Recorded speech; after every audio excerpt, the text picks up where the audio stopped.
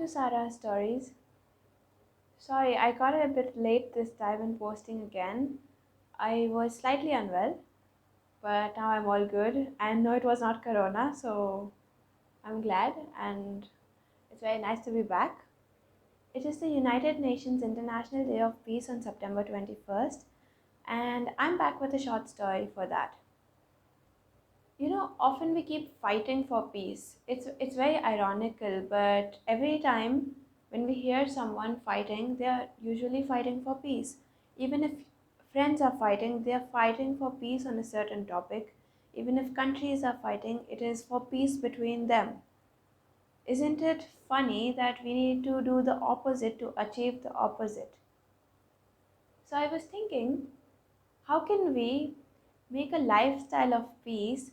Because right now, if we go and talk to adults and try to instill peace in their life, it would be very difficult because they have not lived that lifestyle since they were children. So, for children, how do we build these value systems in which they are so used to peace that they cannot take violence, war, and when they grow up, they know that the way to live is only harmony. So, I'm going to narrate a story for you which will instill hope in the society and in the long run, in indirect ways, contribute to peace. Once upon a time, there was a boy who was very poor. He wanted to go to school, he loved to study, so he had these odd and end things. We see them on the road, people selling balloons, people selling stickers, exactly that way. He had a lot of odd and end things in his bag and he was carrying them, and he wanted to go sell them because he wanted to earn fees for his school. So one day, when he was walking through the streets, he had not even sold a single product since morning. He was so tired that he just wanted to give up, and he thought it was okay not to go to school for a year, and because nobody was ready to even help him. People would shut the door on his face and throw off some mean comments, sarcastic comments, and he was very dejected. So he thought it was almost afternoon. He thought he would ask the next house he stopped by for a meal because he was so hungry. So he went and he knocked on the door. A lady opened the door and she asked, "Yes, how may I help you?" So the boy started thinking, "I'm too ashamed to ask for a meal. Let me just ask for a glass of water." And he ended up doing just that. He asked her, "Ma'am, could you spare a glass of water for me?" The woman looked at him and she thought, he's really hungry. And she said, "Wait." She went inside and she bought a glass of milk and gave it to him. He drank the milk and he was so grateful that she had given him milk instead of water. He thanked her profusely and he left.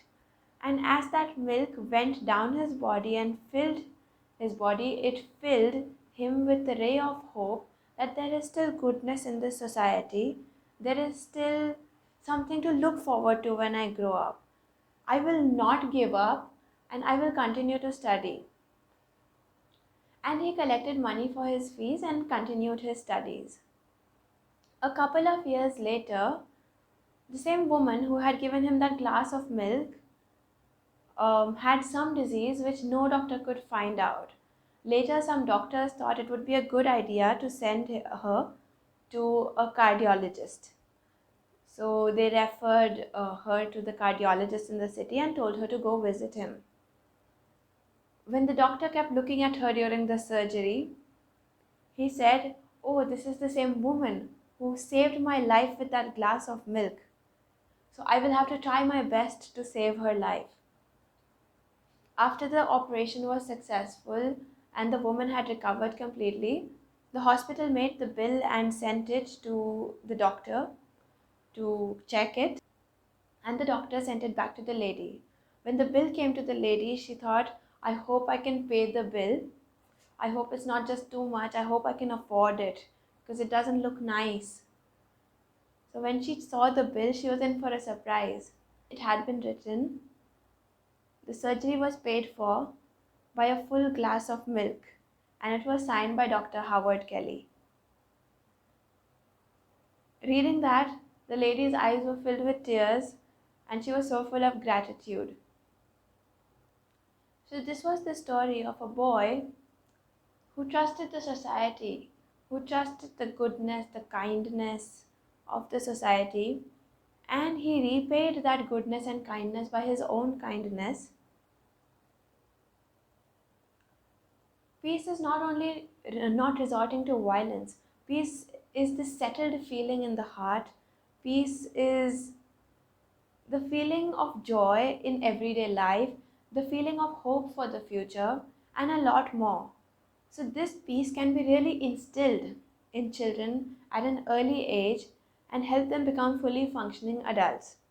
Everyone wants peace in their life. There is nobody who would say, no, no, I don't want peace in my life. So everyone does things for that. For some, they find that peace when they are sitting in a forest. For some, they find it in the mountains. For some, by the beachside looking at the sea. For some, dancing, music. Everything is peaceful, right? There is one more thing which is very commonly done for peace. It is called meditation. A lot of people do meditation, and people should do meditation of some sort to instill this feeling of peace in them, that they are enough for themselves. They don't need anybody else to fulfill a void in life. Even I'm a practitioner of meditation, and for anyone who is interested, I practice heartfulness meditation.